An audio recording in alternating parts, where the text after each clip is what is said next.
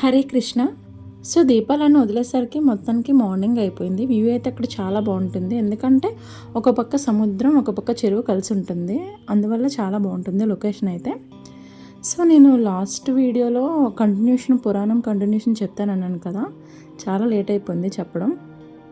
ఇంతలోకి విష్ణుమూర్తి ప్రత్యక్షమే చాలా కోపంతో దుర్వర్ష మహర్షి మీద తన విష్ణు చక్రం ఉంటుంది కదా, సుదర్శన చక్రం, దాన్ని విడిచిపెట్టారంట. ఇక దుర్వర్ష మహర్షి భయపడి భూలోకమంతా గాలించారంట, అన్ని దేవతలను ప్రార్థించారంటే ఎవ్వరూ కాపాడలేదు.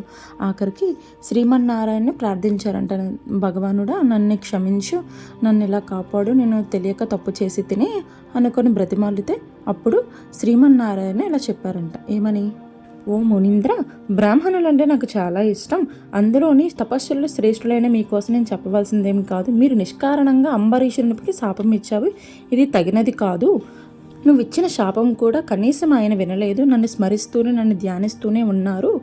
కనుక నీ శాపం ప్రకారమే చేప రూపంలో మత్స్యావతారం, తాబేలు రూపంలో కూర్మావతారం, మరుగుజ్జు వాణిడే వామనావతారం, జాలి లేని బ్రాహ్మణునిగా పరశురామ అవతారం, ఆత్మజ్ఞానం లేని క్షత్రియుడిగా రామావతారంగా పుట్టి రావణుని చంపుతాను. ఇక రాజర్హత లేని రాజుగా కృష్ణావతారం దాల్చి కంసుని చంపుతాను.